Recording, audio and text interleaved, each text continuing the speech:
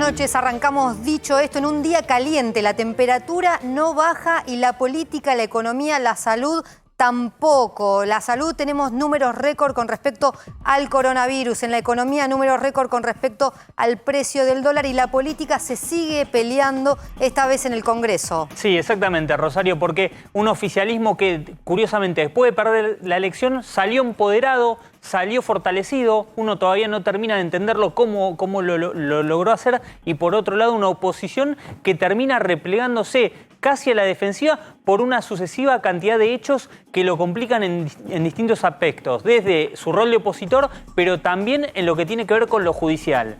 Y en lo judicial, en lo que tiene que ver con la causa que conocimos esta semana de la Gestapo del exministro Marcelo Villegas de la provincia de Buenos Aires, hoy hubo allanamientos. La causa se puso en marcha. El juez federal de La Plata, Ernesto Kreplak, dispuso 7 allanamientos en distintos lugares vinculados a aquellos exfuncionarios que estaban en esa reunión y hablaban de cómo armar una causa judicial para la UOCRA en la ciudad de La Plata. Y obviamente una causa que también se metió en la discusión del Congreso esta tarde con un discurso muy acalorado, muy fuerte de Juliana Di Tulio, que arremetió contra todos e incluso contra Marcelo Villegas. Recordemos que es el ex ministro de Trabajo que habló de armar una Gestapo para avanzar, hacer una embestida contra el sindicalismo, con una Cristina Kirchner que escuchaba y por momentos se reía de lo que decía Juliana Di Tulio, asombrada por el video que conocimos 2 días atrás. Pero también, como vos decías, Nacho,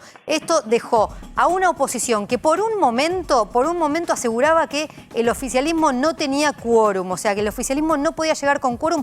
Pasó lo mismo en la Cámara de Senado que en la Cámara de Diputados la semana pasada, pero esta vez al oficialismo. ¿Qué pasó? Un positivo. Los números están tan ajustados esta vez, este año en el Congreso y por los próximos 2 años, tan ajustados que un positivo deja sin quórum a las fuerzas. Le había pasado a la oposición la semana pasada, le estuvo a punto de pasar al oficialismo esta semana. Juntos por el Cambio estaba convencido de que el Frente de Todos se iba a quedar sin oficialismo, pero aparecieron 2 manos mágicas finalmente. Una de Alejandra Vigo, cordobesa, que en un momento dijo, incluso tuiteó minutos antes, que ella no iba a dar quórum, pero después por otra diputada finalmente se sentó en su banca y se aprobó la sesión, en la sesión los bienes personales. Sí, exactamente, una sesión del Senado en la que el oficialismo logró imponerse con 37 votos contra 1 en contra, 37 votos en los que estuvo Alberto Bretilnec, ex gobernador de Río Negro y eventual aliado del gobierno. Juega bastante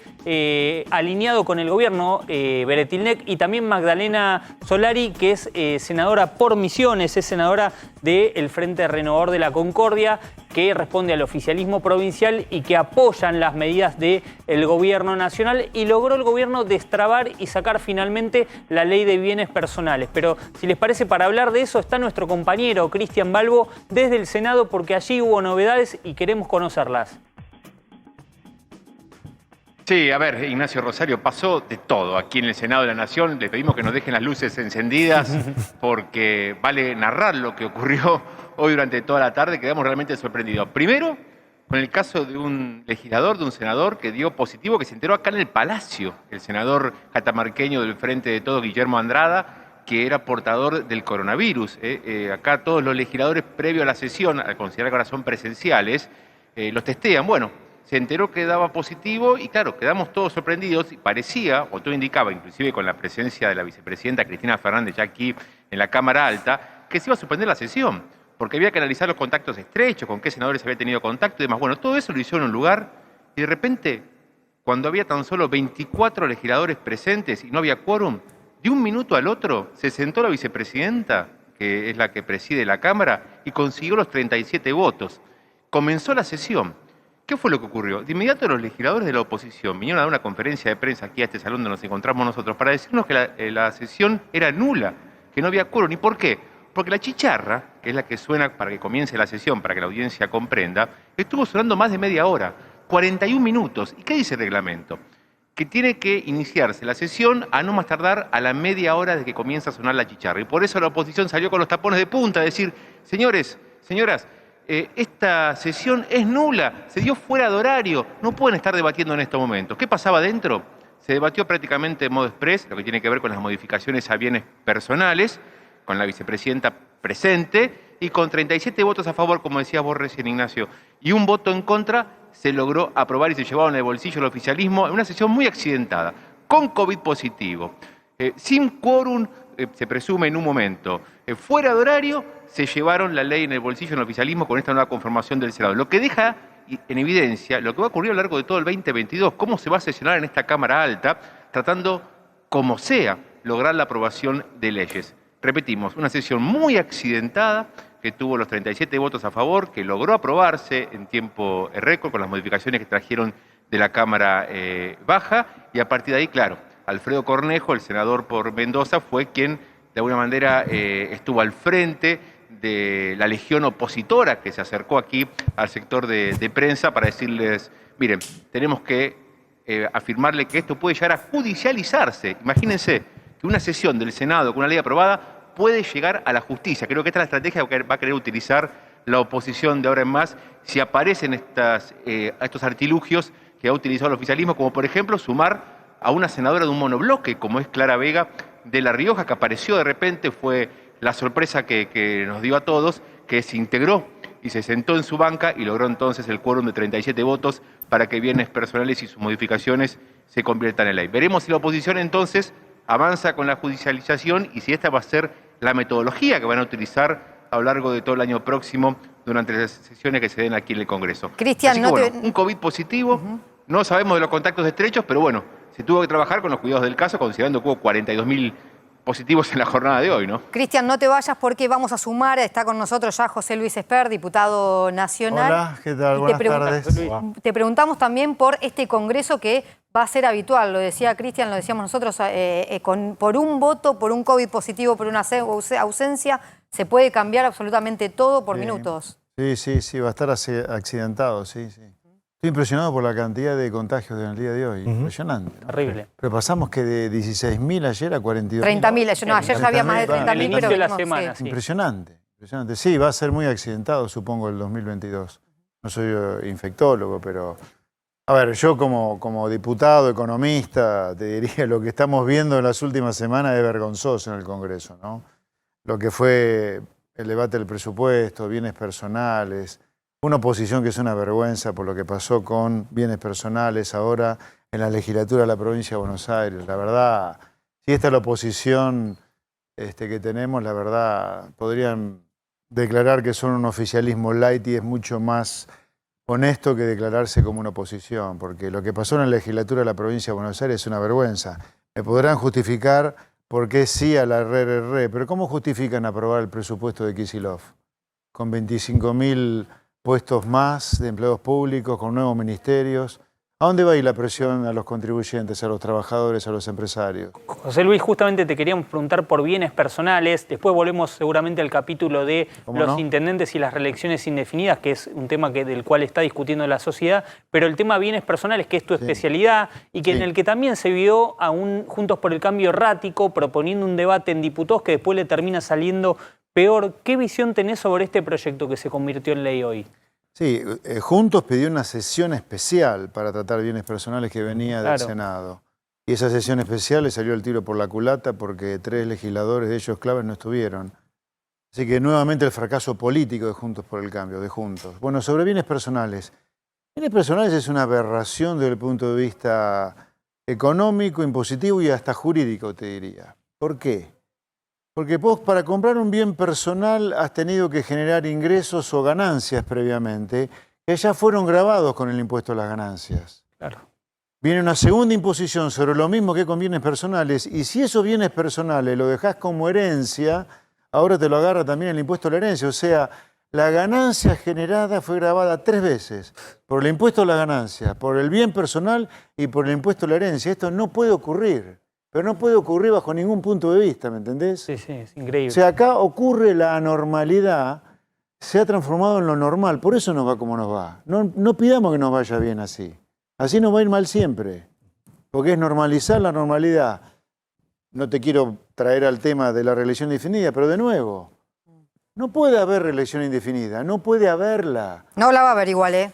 ¿No la va a haber? No la va a haber porque en realidad lo que se votó es tener un nuevo mandato en 2021. Bueno. pero después 23. eso va a continuar Claro. seguramente. ¿Me entendés? Normalizar la normalidad en lo que nos está transformando en una villa miseria directamente.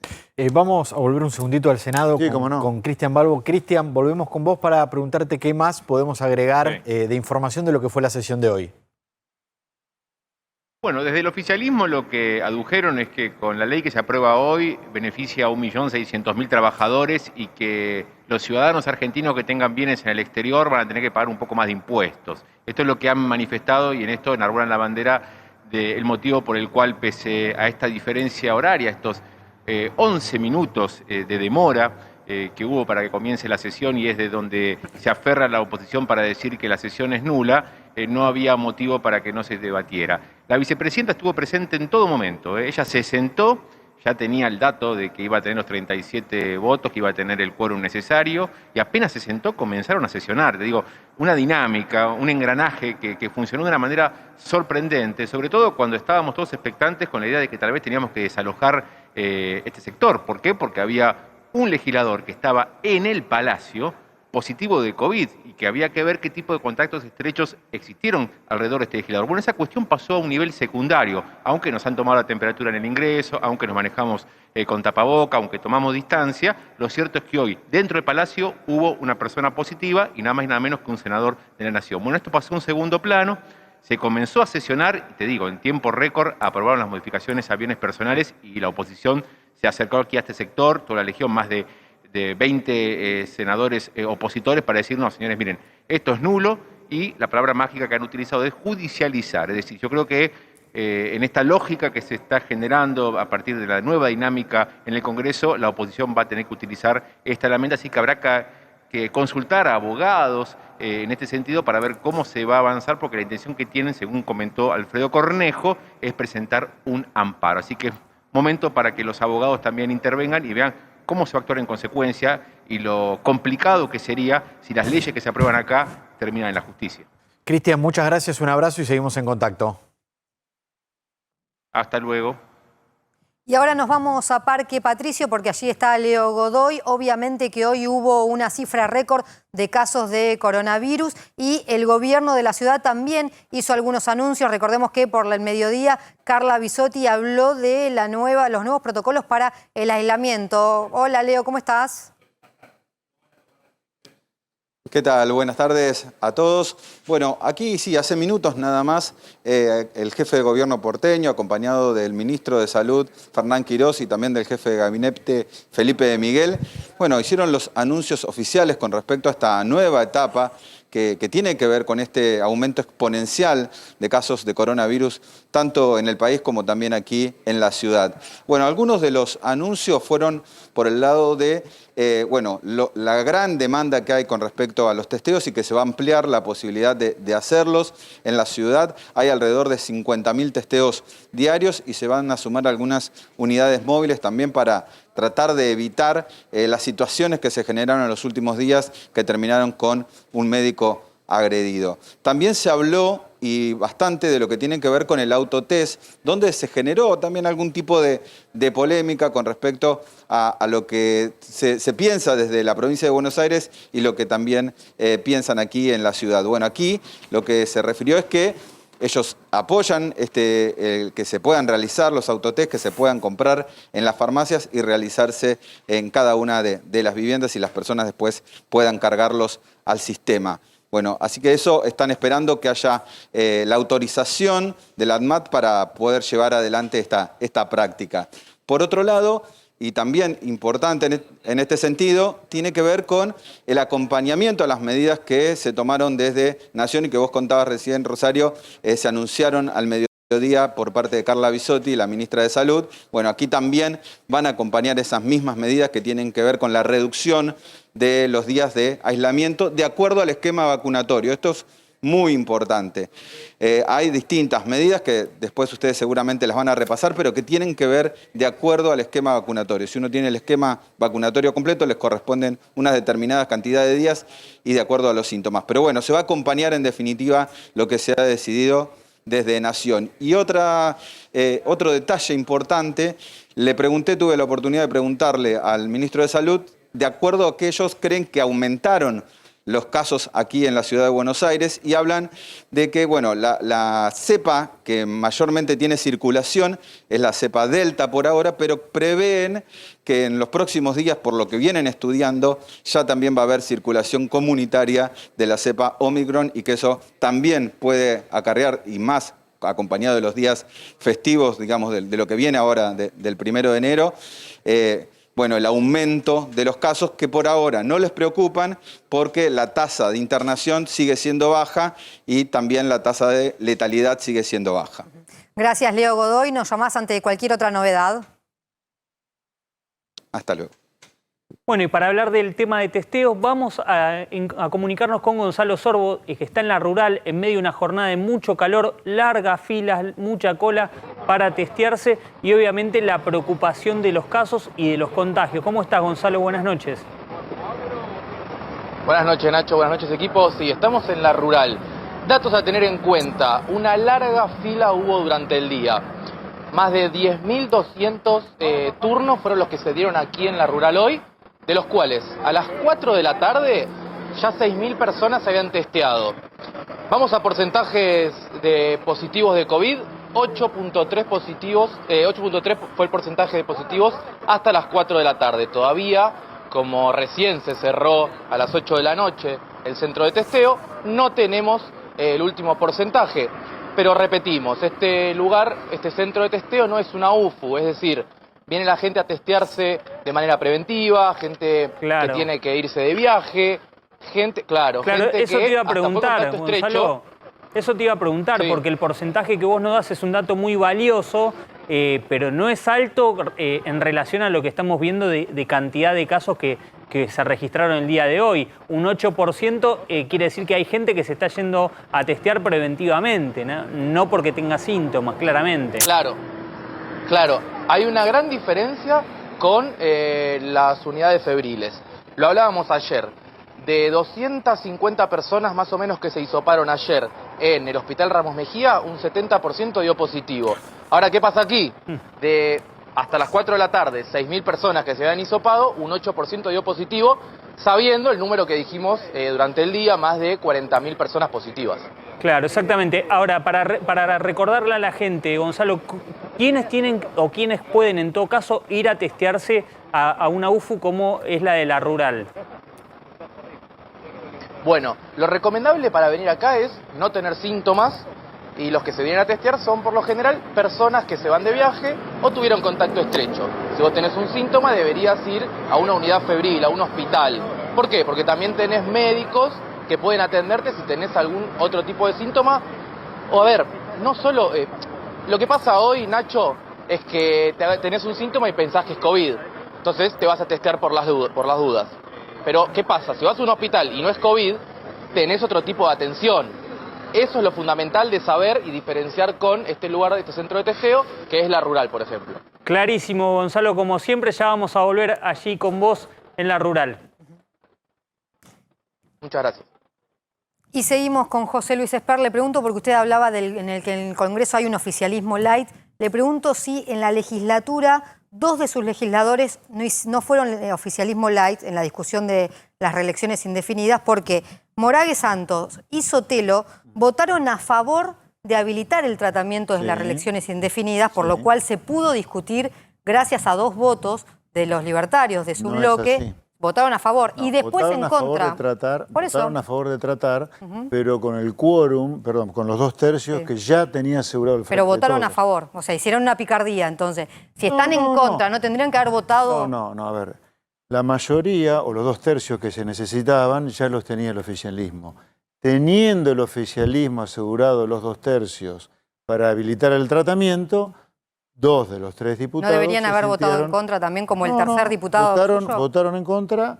Nosotros somos un espacio liberal donde usa los elementos que tiene a disposición para asegurar la votación o no asegurar la votación. Como el Frente de Todos ya tenía asegurado los 2 tercios necesarios, hay 2 de los 3 diputados que dijeron nosotros habilitamos el tratamiento de la reelección. Pero después los 3 votaron en contra. ¿Y por qué esa diferencia entre habilitar de 2 esto es como la diferencia que puede decir, a ver, ¿por qué No, porque sé, también mucha pasó con gente lo una diputada pregunta. del GEN, entonces así No, se llegan, pero, se a ver, llegan a los acá votos. lo importante es que el oficialismo tenía los 2/3 para habilitar la votación. Y la votación, los 3 diputados de Avanza Libertad la votaron en contra. A ver, es como en el Pero no caso te de gustó eso a vos. ¿Eh? No te gustó eso a vos, lo que hicieron tus legisladores. No, a ver, Vos no lo hubieras hecho, ¿o Lo sí? importante, no. No lo hubieras hecho. Nosotros, si queremos dar un mensaje muy contundente, directamente no das el quórum, directamente no habilitas o no participas de la habilitación. Por Pero, a ver, el Frente de Todos ya tenía asegurado los 2/3. O sea, de todas maneras. ¿Y por qué No es hicieron con nuestros... eso? Bueno, pero eso hasta Porque discursivamente, terminan hasta empañando, tal vez discursivamente. terminan empañando tu rechazo. liderazgo, tu rechazo a un proyecto que claramente marca diferencias entre otros partidos. A ver, te repito, Sí. si vos me decís que estos 2 diputados que levantaron la mano para habilitar la discusión hubieran sido críticos para habilitar la discusión, estaríamos hablando de otra cosa ya, probablemente la expulsión del espacio directamente. Ahora, como no eran críticos para habilitar Ahora, la vos tenés discusión... asegurado Estaba que ese en un número. momento en ¿Cómo? que pueden, vos tenés asegurado que en ese caso, en un momento en que pueden ser las manos que habiliten alguna discusión. A ver, yo te diría, el escenario más probable, no dudaría en decirte que no van a levantar la mano para habilitar la discusión de un mamarracho como fue esto. Bueno, la levantaron. O sea, Pero, de nuevo, Claro. de nuevo, 2/3 ya lo tenía el Frente de Todos. ¿Hasta dónde querés que la sigamos a esta? ¿Querés que no, sigamos? la podemos seguir La sigamos. eternamente, pero bueno, espérate, la sigamos. podrían haber Yo te hubiera rechazado. dicho, Si ok, es tan mamarracho, 2/3, si es tan mamarracho, como vos decís, Sí. tendrían que haber rechazado la habilitación de la Bueno, discusión. Para ellos, como 2/3 ya lo tenía asegurado el Frente de Todos, sintieron que su libertad de conciencia era dar el quórum levantando la mano para habilitar el tratamiento, porque consideran que su trabajo es ese, dado que el Frente de Todos ya tenía asegurado el tratamiento Ahora, José. del tema. Yo no lo hubiera hecho, pero bueno. Ahora, José, en otro tema Sí. que pueden ser clave, Sí. ¿pueden tener la libertad de conciencia para abortar lo que quieran? No. ¿Por qué? No, porque si el tema es un mamarracho constitucional como este o institucional como este, y ellos son críticos, estoy seguro que van a votar o no van a presentarse o no van a dar el quórum o no van a levantar la Pero mano. podrían tenerlo en otro tema. Digo, hasta no es una contradicción ser liberal y que cada diputado no tenga la libertad de eventualmente poder No, estar en porque contra acá- de lo que piensa el partido. No, porque acá hay cuestiones institucionales que van más allá de otras cosas. O sea, la reelección es algo inaceptable desde mi punto de vista. Esto que se ha votado. Entonces, por eso creo que en circunstancias como esta, donde sí fueran críticos, no darían el quórum. José Luis, Porque si así lo hicieran, quedarían afuera del espacio. te cambio un poco de tema, tu especialidad es la economía, hoy el dólar voló. Perdóname, me quedo por contestarte algo, disculpame, lo hice sin mala fe, pero sobre bienes personales. Sí, La verdad sí. que me preguntaste Sí, bienes claro. personales. Bienes personales yo lo hablé desde el punto de vista conceptual, pero lo que quedó por decir es que del Senado venía un alivio para la gente que tenía bienes personales. Claro. Y de diputados salió una suba de bienes No, personales. para 400.000 personas es un alivio. No, pero toma el globo, no hay 15.000 ningún personas, alivio. no, 15.000 personas Esto no. hay que analizarlo un primero en proyecto- el globo. Primero hay que analizarlo en el globo. En el globo no hay ningún ¿No alivio. es un alivio para 400.000 personas? Esperá. El globo es que no hay alivio. Ahora vos te metes adentro, hay alivio para 400.000 y hay una suba para los que no son esos 400.000. Entonces en el Que globo son no hay alivio. 20.000, 15.000, 20.000. Está bien. Acá lo que no debería haber ocurrido es lo que salió de diputados. Porque el Senado lo que buscaba era aliviar bienes personales. De diputados sale que no hay alivio para bienes personales. Hay un alivio compensado con un desalivio. ¿Ahí fue un del error de resto. Juntos por el Cambio? Porque Juntos por el Cambio es el que llamó a votar y a No tengo sesionar. no tengo duda que fue el error de Juntos por el Cambio, porque ellos pidieron la sesión especial en diputados, sin duda, sin duda. Bueno, Porque hablando tenían de que la haber estado economía- seguros de que lo tenían al número. Hablando de la economía, te consultaba porque hoy el dólar voló y te quería consultar qué es el efecto aguinaldo, que la gente cobra el aguinaldo y sale a dolarizarse en el blue. ¿Por qué vuela el dólar en un contexto en el que la gente muchas veces vende dólares para comprar con pesos regalos de fin de año? Sí, guarda que estamos en una etapa donde Hay mucha demanda de pesos para comprar los regalos de fin de año, Navidad, las vacaciones, pero también ya estamos en el límite donde los pesos empiezan a volver al sistema porque la gente empieza a gastarlos. Claro. ¿Sí? Empieza a volver al sistema.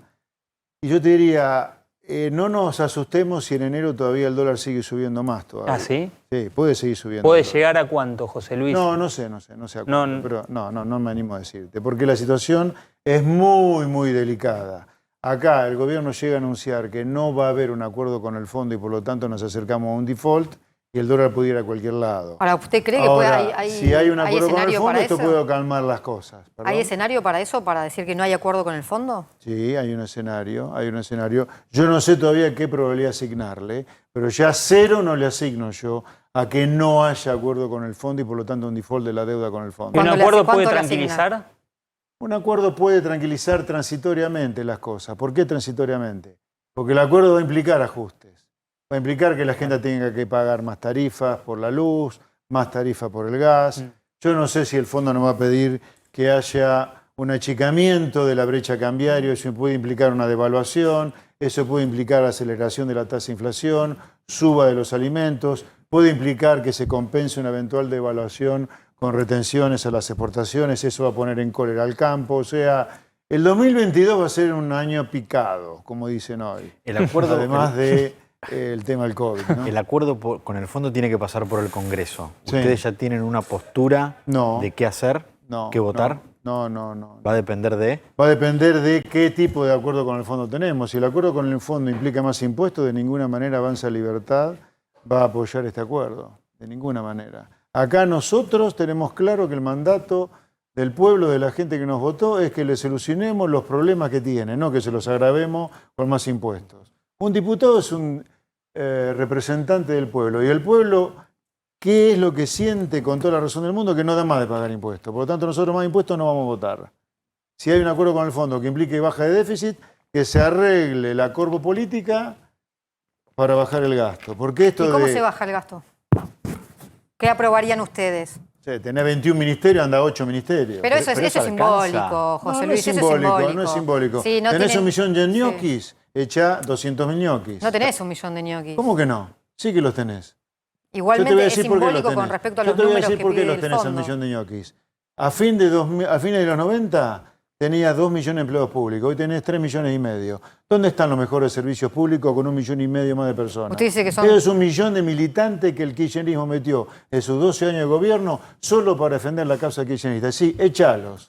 Y- Ok, o acá y se no hay mantuvieron durante el gobierno de Macri o los acá no hay kirchneristas. 22 millones, perdón. O acá no hay 22 millones de personas que reciben un cheque del Estado como consecuencia de que han sido destruidos por la sucesión de crisis provocada por los excesos de gasto público que los diputados y los senadores ¿Y sancionan qué se todos hace con los años en el desempleos, Congreso. de 1 millón de desempleos que usted propone? ¿A algún diputado y senador le preocupó los 22 millones de cheques de personas que se han transformado en inviables por culpa de tanta crisis? No.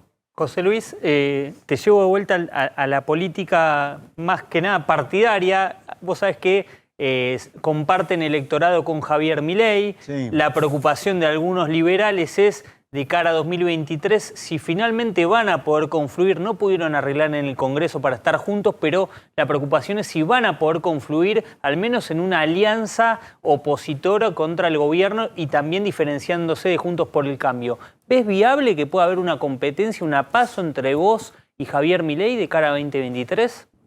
El 2023 es el siglo XXI. No me esquives con queda acá esa, no me nomás esquives. también, Todos sabemos que todos están pensando Aunque sea, va a ser también en una una fuerza propuesta. federal. Va a ser No una me fuerza esquives, federal. no seas malo. Espera, Estamos espera, en 30 de... ¿Ustedes se quieren contestar a sí mismos o me van a escuchar a mí? No, pero no si yo caigas digo en la que que hace para la mí- casta, Van a tener- como le van a decimos. tener- La casta dice, no, hay que mirá, pensar... El problema de Argentina ¿Van a tener candidato a presidente? es 10 veces peor al de la corpo política. Es una parte de la clase empresaria muy prebenditaria y corrupta, sindicalismo mafioso, la justicia metida en el medio. Estamos muy podridos en Argentina, no es solamente la corpo Bueno, política. pero va a haber un acuerdo Ahora, con sobre Javier tu Milei, pregunta, claro. la lámpara no la aprendí a frotar todavía. ¿Van no a tengo tener la menor candidato a idea. presidente? No la menor El idea. candidato a presidente lo Avanza tienen que Libertad armar. va a ser nacional, seguro. que va a Pero ser estás nacional. trabajando para acercarte a Milei, Espera. dialogando. Esperá, vamos a otra cosa muy importante para Sí, mí. Cuando hubo que votar el presupuesto, sí. Avanza Libertad y el Espacio y Milei votaron en contra. Porque un Coincidencia. presupuesto que era un mamarracho. Cuando hubo que votar la suba de impuestos que el Frente de Todos metió en diputados para que después volviera al Senado, nosotros votamos en contra, Milei votó en contra. Así que si vamos a hablar de lo importante que es si se le vota a la gente las leyes que le importan, nosotros votamos a favor de la gente.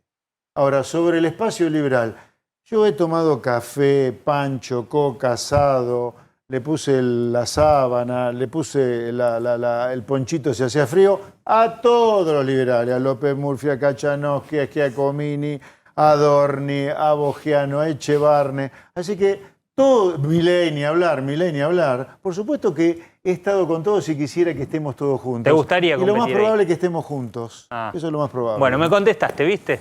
No, no te contesté. Te dije lo que me gustaría, no dije lo que va a pasar. Gracias, José Luis. Un placer, chicos. Gracias. Buenas noches. Por favor. Bueno, uno de los temas importantes tiene que ver con el coronavirus y en los próximos días todo indica que el gobierno nacional va a aprobar que se puedan hacer los autotest, que cada uno de nosotros podamos ir a una farmacia y comprar un test para hacerlos en nuestras casas y de esta manera, en este contexto donde hay tanta demanda de test, poder aliviar un poco esa situación. Esto es algo que en el mundo desde hace mucho tiempo ya está ocurriendo, pero también hay algunos lugares que tienen problemas. Uno de ellos es Francia, que se quedó sin estos test para que la gente pueda comprarlos. En Francia está nuestro compañero Juan Dillon para hablar un poco más de este tema. Hola Juan, ¿cómo estás? Buenas noches para nosotros, buenas madrugadas, imagino que para vos.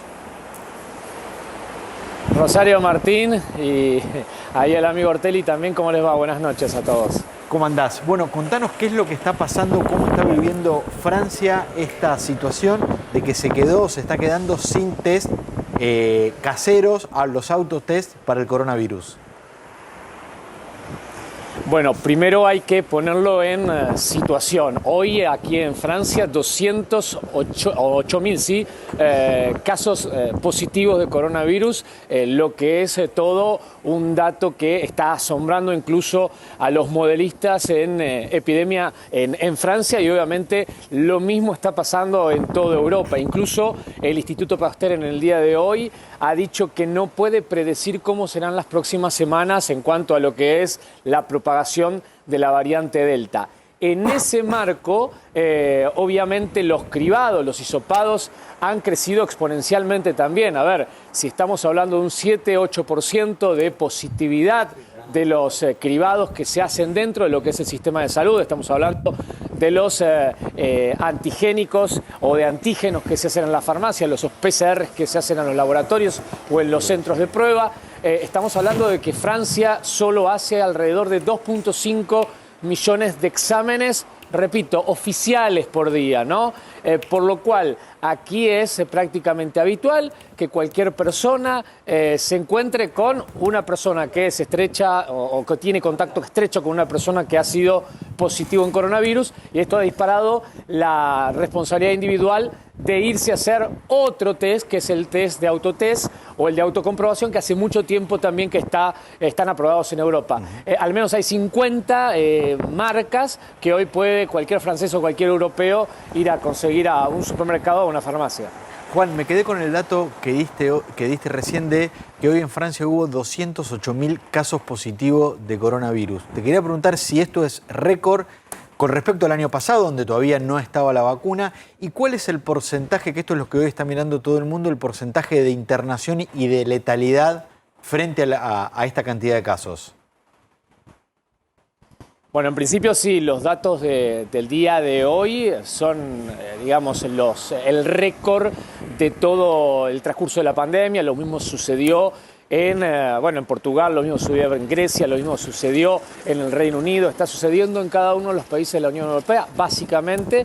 Y con respecto a la hospitalización, en este momento en Francia es del 64% de ocupación de las unidades de cuidados intensivos en su totalidad.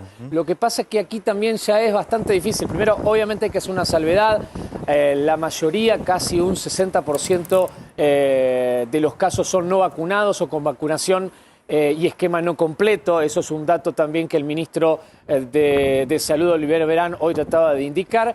pero también se empiezan a mezclar los casos de personas que tienen cuadros o comorbilidades que ya llegaban y que obviamente también están con el esquema de vacunación completo y personas que llegan simplemente enfermas por coronavirus. Es decir, los que tenían antecedentes que pueden explicar todavía la eficacia de las vacunas, pero esto habrá que verlo en el correr de los próximos días y una tasa de letalidad que está por debajo del 0.1% en este momento en Francia. Pero son todos datos absolutamente parciales y hay que seguir monitoreándolos como anunció el ministro de Salud esta tarde. Bien. Juan, te veo con campera y te envidio porque acá a las 8:30 de la noche te cuento que hacen 33,8 grados y te pregunto también por qué sucede si se está discutiendo allí los días de aislamientos, porque en Argentina se acaba de cambiar el protocolo, van a ser más cortos y en algunos lugares en Estados Unidos también y en España también.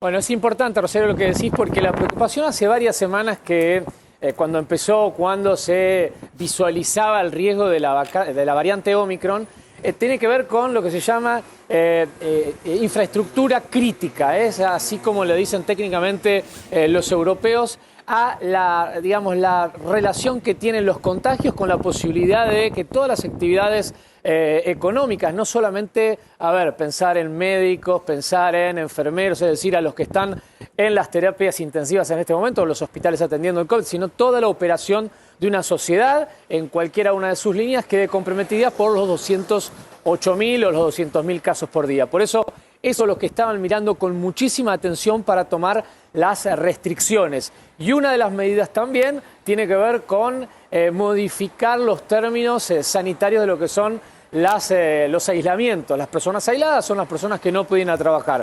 En ese sentido, el gobierno de Francia en particular va a decidir el día viernes, seguramente va a adecuar a lo que está pasando en el Reino Unido, que es el que se adelantó de reducir sobre todo para las personas que están vacunadas con esquema completo. Recuerdo, yo insisto aquí, ya vacuna completa es tercera dosis en Europa. Incluso ya no se habla de pase sanitario, sino de pase vacunación.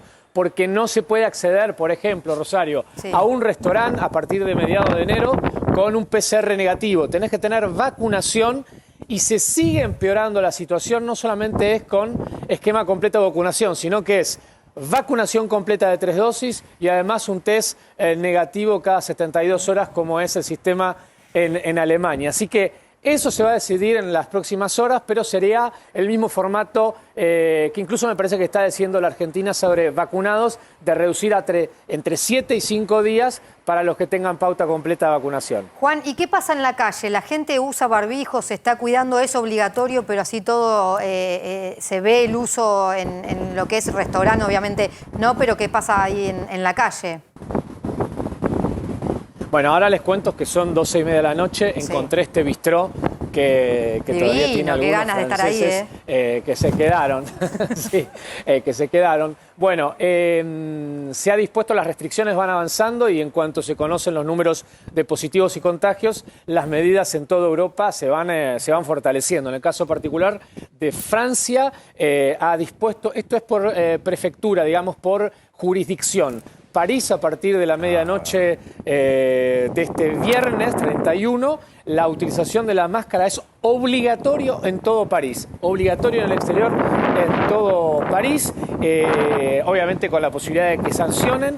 Y además va a haber no un toque de queda, pero sí los restaurantes y bares van a empezar a cerrar a partir de las 2 de la mañana a partir del viernes. Por lo cual, esto es una disposición del día de hoy y, bueno, habrá que ver si van a seguir las próximas semanas o meses en virtud de la propagación o la tendencia que tenga el COVID. Bien, Juan, te agradecemos, te dejamos ir a, no sé si a ese restaurante, si vas a tomar un cafecito o algo un poquito más fuerte por la hora, pero te agradecemos y te mandamos un abrazo. Me voy a dormir. Ah, bueno. Me voy a dormir. Me voy a dormir. Está muy bien. Un abrazo y gracias. Un gusto. Bueno, y en el arranque del programa hablábamos de una oposición que parecía estar a la defensiva y un oficialismo que, curiosamente, después de haber perdido la elección, pareció empoderarse. Y para hablar de este tema, tenemos aquí al ministro de Desarrollo Social, Juan Zabaleta. ¿Cómo está, Juan? Nacho, buenas noches al equipo, ¿cómo están? ¿Cómo va? Bueno, ¿qué pasó para que un oficialismo que perdió de la manera que perdió termine el año tal vez mejor semblanteado que una oposición que ganó y que tiene expectativa de cara a 2023? Gestión, políticas públicas, cercanía, Y primero entender lo que le pasa a la Argentina, Nacho, entender que cuando se pierden elecciones, como perdimos la primaria, lo que no había que hacer era enojarse, echarle la culpa a nadie y entender que había que recuperar una lógica de cercanía con la sociedad y fundamentalmente en la implementación de políticas públicas, ¿no? En el balance que hacíamos en este tiempo, en esta semana del Ministerio de Desarrollo Social, el 10 de enero cumplimos 5 meses de ministro, analizábamos lo que había sido la cobertura alimentaria en toda la Argentina, ¿no? 11 millones de personas asistidas, la tarjeta alimentar con más de 2.400.000 mamás, papás titulares, alrededor de 4 millones de beneficiarios, el sistema alimentario escolar, en donde en cada provincia el Ministerio de Desarrollo Social asiste, todo lo que tiene que ver con la red de merenderos y comedores. Hoy estuvimos con el presidente de Cáritas en un centro comunitario, bueno, más de 15.000 merenderos y comedores, todo eso había que ponerlo arriba de la mesa, contárselo a la sociedad y fundamentalmente comprometerse de cara a lo que viene, ¿no? Y posiblemente el llamado a la reflexión, ¿no? De nuestra, que gobernamos, que tenemos esta responsabilidad, la oposición. El presupuesto no era un presupuesto del Frente de Todos, no es el presupuesto de un partido político. Es el presupuesto para todas y todos los argentinos y de todas y todas las argentinas y argentinos, en donde nosotros teníamos planificados distintos tipos de programas, como por ejemplo poder trabajar en convertir el plan Potenciar Trabajo en empleo genuino, ¿no? Con recursos. Claro, pero bueno, igual no tener presupuesto, sí. no tener indudablemente dificulta la gobernabilidad. Claro. Ahora vamos a seguir tomando decisiones. Está claro que en manos del jefe de gabinete, del ministro de Economía, vamos a seguir garantizando las políticas dejaron públicas, de pelearse, ¿no? dejaron de pelearse también. No, Zabaleta, dejaron de pelearse ustedes. Porque, no hay peleas. Bueno, hubo una crisis claro, muy fuerte después de las PASO. Sí, hubo una crisis. Pero que creo que la general, después la elección general se ordenó y tenés un Frente de Todos por ahora ordenado y un Juntos por el Cambio que también los ayudan porque está muy desordenado. Un Frente de Todos que tiene responsabilidad de gobierno de acá al 2023, de tomar decisiones. Hace 2 años que tienen de salir del embrollo. Y se pelearon. Ustedes saben que yo soy muy directo y no les esquivo al bulto. Sí. De salir del embrollo del Fondo Monetario para que la Argentina siga creciendo con indicadores que son muy buenos desde el punto de vista del crecimiento económico. Falta, sí, indudablemente falta. Ahora, yo en esto de esquivarle el bulto entiendo y pretendo desde el gabinete y desde el gobierno construir una nueva cultura de coalición en el Frente de Todos. Hay que construir una cultura de coalición en donde los debates hay que darlos adentro, la discusión hay que darlas adentro, es bueno debatir, que las diferencias que tenemos sean prioritarias, que los acuerdos sean prioritarios a las diferencias, que los acuerdos sean prioritarios a las diferencias y que indudablemente entendamos que lo que nos están mirando están reclamando tener trabajo, mejora de salarios, mejora de jubilaciones.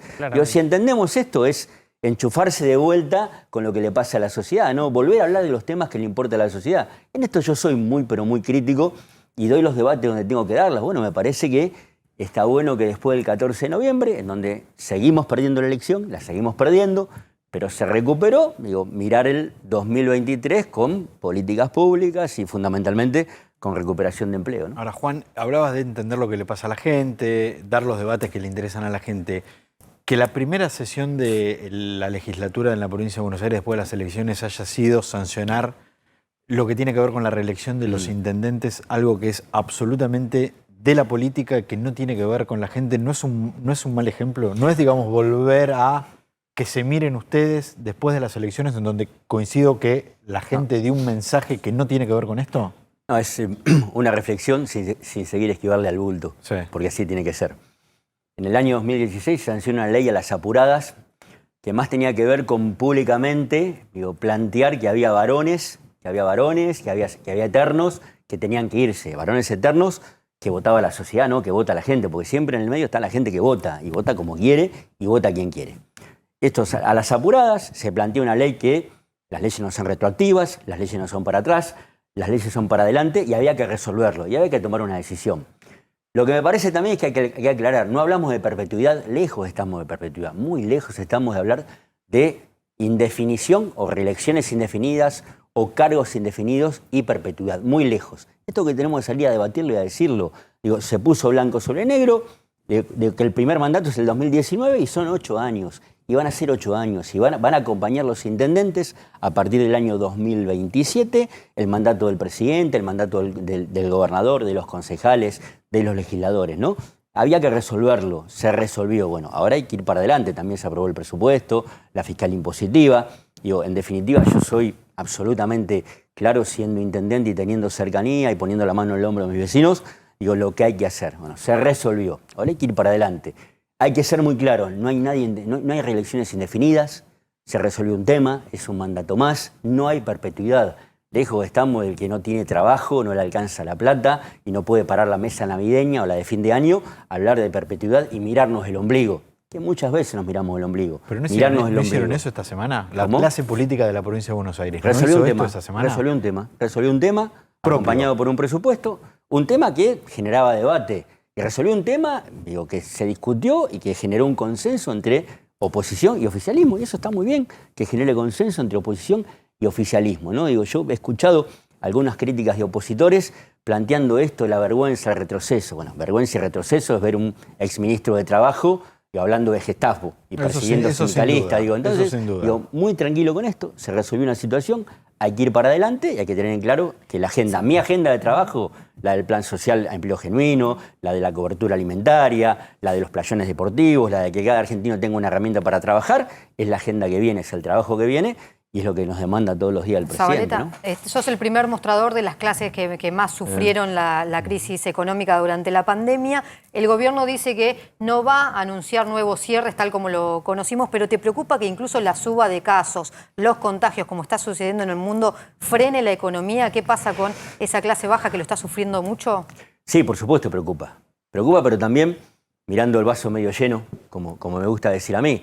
Está claro que estamos viendo más de 75 millones de argentinas y argentinos vacunados, muchas segundas dosis, un trabajo enorme para que tengan terceras dosis. Esperemos que no pase. Esperemos que no pase porque estamos viendo una recuperación económica. Digo, yo estoy tomando varias medidas, ¿no?, que todavía no están resueltas. Una es buena, que es la medida Pastón. Es ver en las cuadras de William Morris y Villa T6 que ya hay, y en la Argentina, que ya están haciendo el pastón en la puerta de la casa para levantar la piecita, hacer el baño. Eso es movimiento económico. Después está la medida parada de colectivo, refugio, en donde a las 5 de la mañana tenés entre 20 y 25 personas que van a tomar el colectivo para ir a trabajar. Eso todavía no está. Eso no está. Si viene una baja de la desocupación, 422.000 puestos de trabajo nuevos, no está todavía la parada de colectivo llena a las 5 de la mañana. A esa gente. Todavía no llegó. Me parece que hay un camino que se está transitando, que en el medio tiene este embrollo del Fondo Monetario Internacional, que hay que resolverlo con mucha responsabilidad.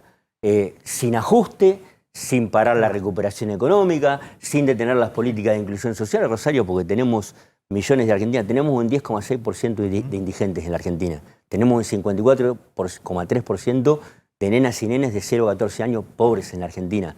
Bueno, eso va a merecer seguramente del acompañamiento del Estado, de este ministerio, de este gobierno y, por supuesto, todos los recursos que hagan falta para ayudar. Zabaleta, usted asumió en un momento de mucha tensión en ese ministerio, el Ministerio de Desarrollo Social, con muchas protestas en la calle, con sectores muy vulnerables protestando diariamente. Si bien tú trazó mesas de diálogo, hubo sectores que no cumplieron en algunas circunstancias con lo acordado con ustedes, siguieron protestando. Y ustedes obviamente mantuvieron las ayudas, las asistencias, no se le quitó a nadie. Pero ¿cómo maneja usted, por un lado, el tema de la ayuda a esos sectores y por otro lado el contrato social con un sector clase media e incluso clase media baja que se ve perjudicado constantemente por esas manifestaciones y le impide llegar a los trabajos, le impide cumplir con los horarios? ¿Cómo creen que tienen que salir de ese debate? Con más mesa de diálogo. Yo soy un hombre de diálogo constante. Digo, la enorme mayoría de organizaciones sociales afines al gobierno y no afines al gobierno están sentados en una mesa conversando sobre todos los temas, no solamente alimentarios, sino también en función de cooperativas y de beneficiarios de planes para incorporarlos a sectores de obra pública, de todo lo que tiene que ver con vivienda. No resuelve nada cortar la calle. Le jodemos la vida y le joden la vida cortando un puente al que viene a laburar, al que tiene que llegar a tiempo y que tiene que marcar tarjeta. Siempre planteo esto y siempre lo voy a decir. Me parece que cuando hay una mesa de diálogo, cuando hay un ministerio abierto, ¿qué va a hacer el Ministerio de Desarrollo Social arrancando enero?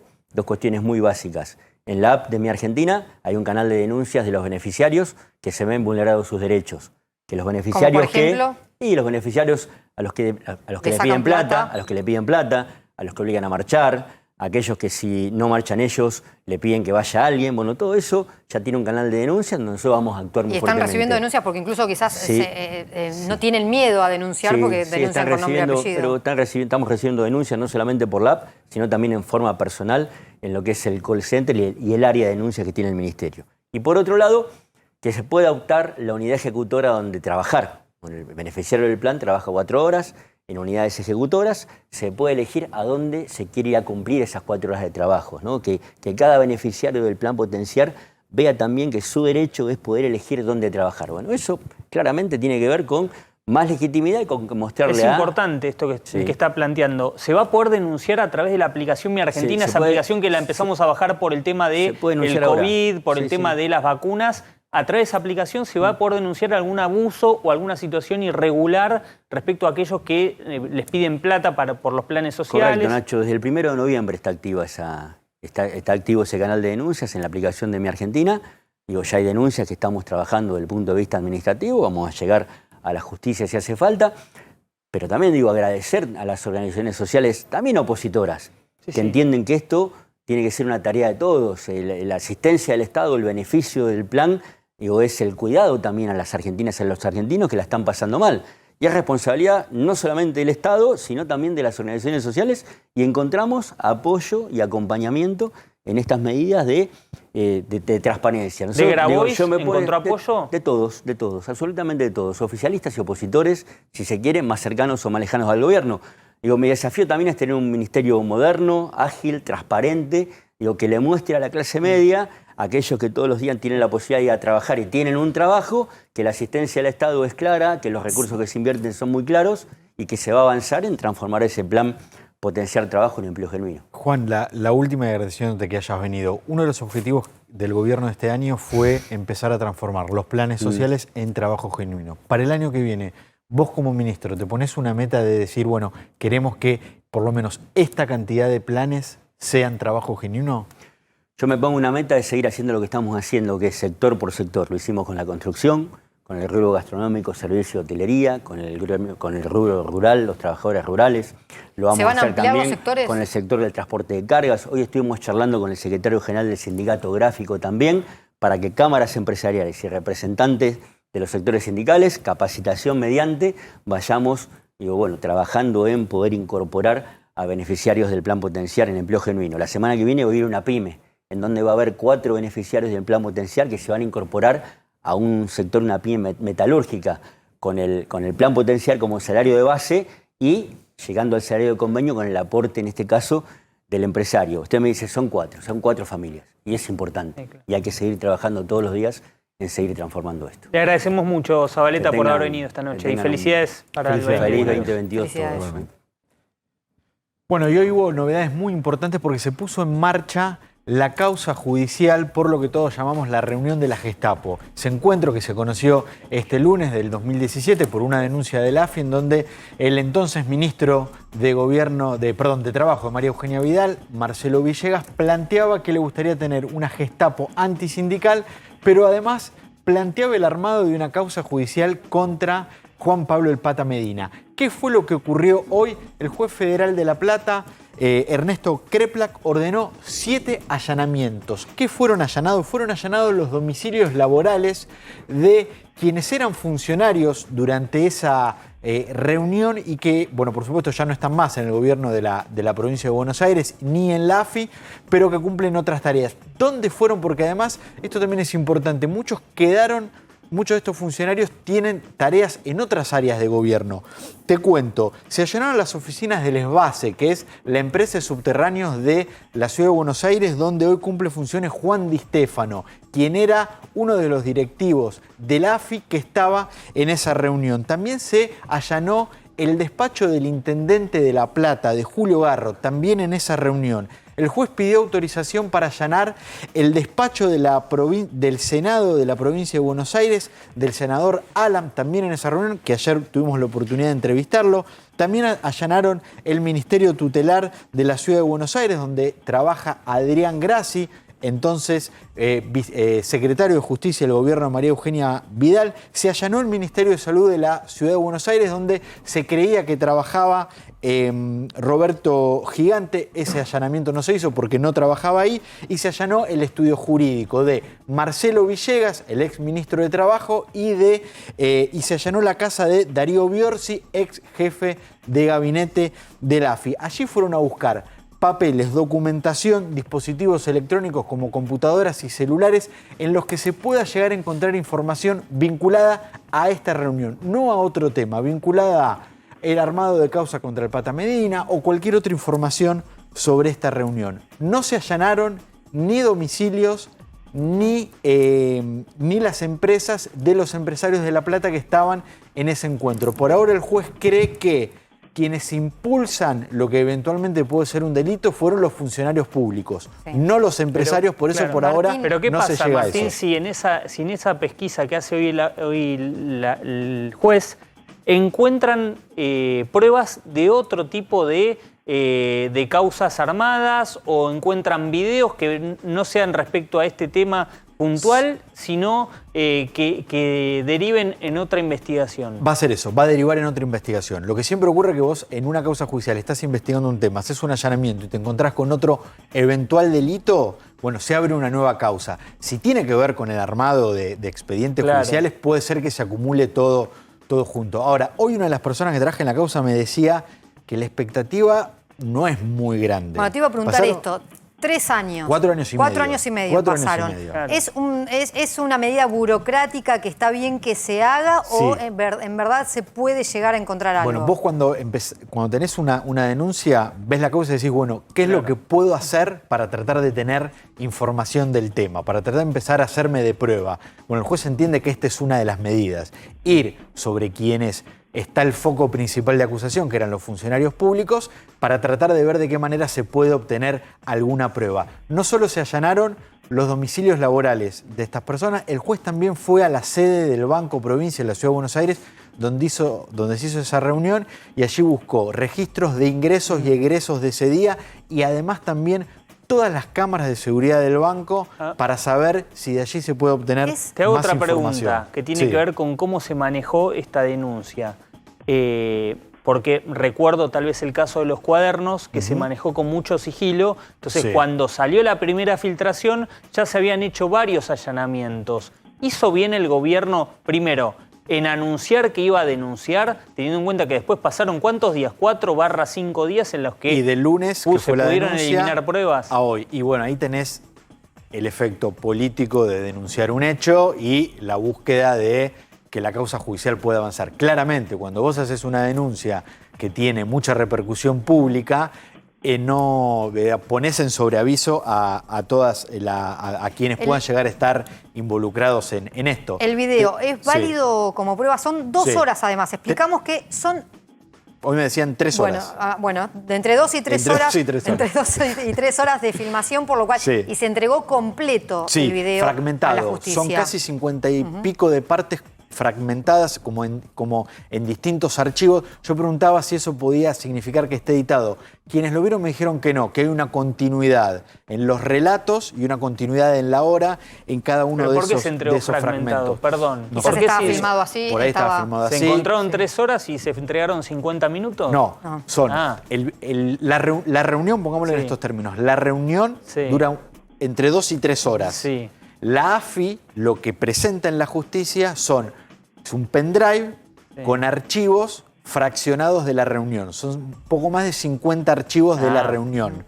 Si así se encontró en la AFI, si así la AFI lo presenta en la justicia por una cuestión más organizativa, operativa, igual, no lo sé. Es importante esto que decías, que corresponden las horas, los segundos y demás, porque además la respuesta bastante polémica que dejó Villegas diciendo que el video podía estar editado, de todos modos las frases y lo que dice está claro, ¿no? Me parece que es una respuesta de manual decir eso cuando, además Villegas, este es otro dato, ni Villegas ni ninguna de las otras personas que están en el video se presentaron en la causa judicial hasta el momento. Seguramente una de las objeciones que puedan llegar a hacer tenga que ver con la cadena de custodia, cómo se encontró, quién lo encontró. El único que habló fue Juan Pablo Alan con nosotros. El único que habló fue Juan Pablo Fue Alan, exactamente. Y un tema importante que hoy pone el juez sobre la mesa, que es algo que nos venimos preguntando en este programa desde el comienzo de la semana. ¿Qué hacían los 3 funcionarios de la AFI en esa reunión?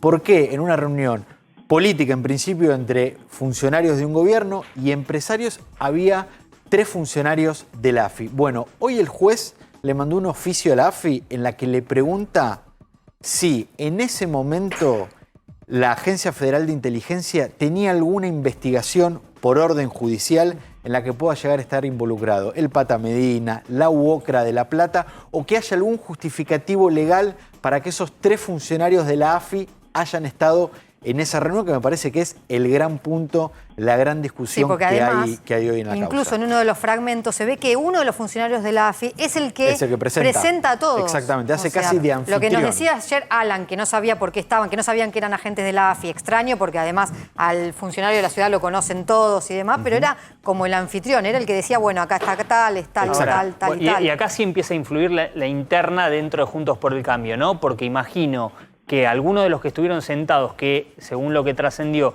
durante el video, no emiten palabra, van a querer decir, mirá, yo fui por esto, pero yo no tuve nada que ver, en todo caso, el que fue aquel, bueno, digamos. Acá empieza a pesar eso. Surgen las internas primero por quién filmó el video, o sea, por quién grabó durante la gestión de Mauricio Macri y la gestión de María Eugenia Vidal, quién fue el que grabó eso. Fueron los propios agentes que se grabaron a ellos mismos. Y segundo, también empiezan a surgir las internas por a quién responden cada uno de esos funcionarios. Claro. María Eugenia Vidal está en silencio, pero lo que se dice es, Villegas era de Macri. Claro. Villegas es un dirigente de Mauricio Macri. De hecho, ¿no? casi es ministro de Trabajo de Macri. Claro, era uno de los que sonaba para el reemplazo de Jorge Triaca, justamente por hacer este trabajo de ir contra el Pata Medina y demás. En un momento sonó, por lo cual surgen las internas. Mientras tanto, el oficialismo quiere avanzar y empieza a pensar en avanzar contra Contegrán, contra Julio Contegrán. ¿Quién es el procurador?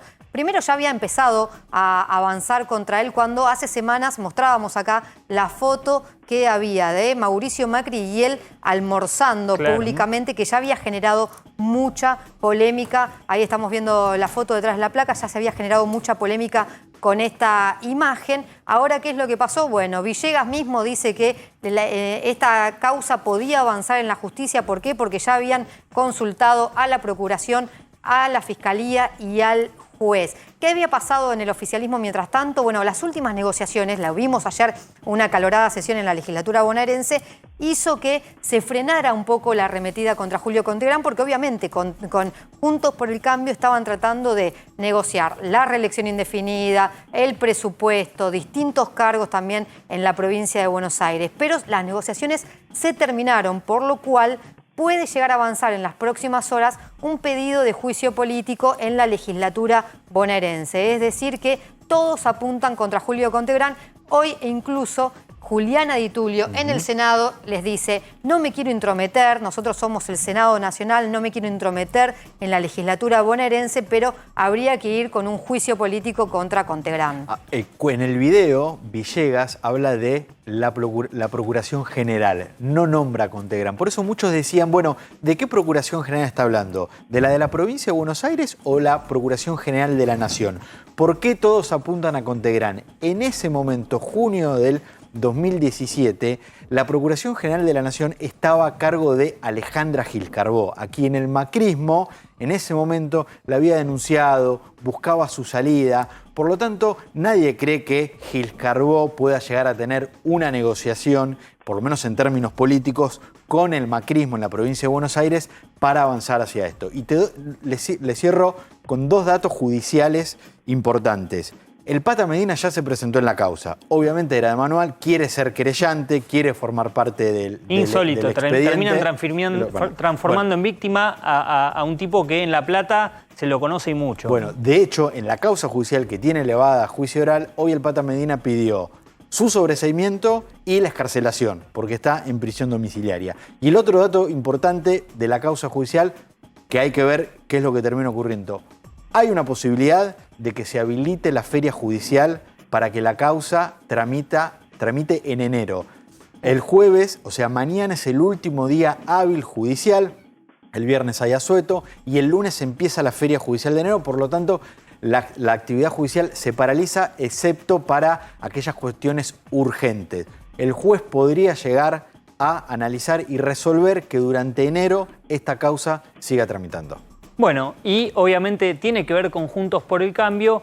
Margarita Stolbizer, diputada nacional, es una recién llegada a Juntos por el Cambio y curiosamente siempre fue una de las personas críticas respecto al tema de los servicios de inteligencia.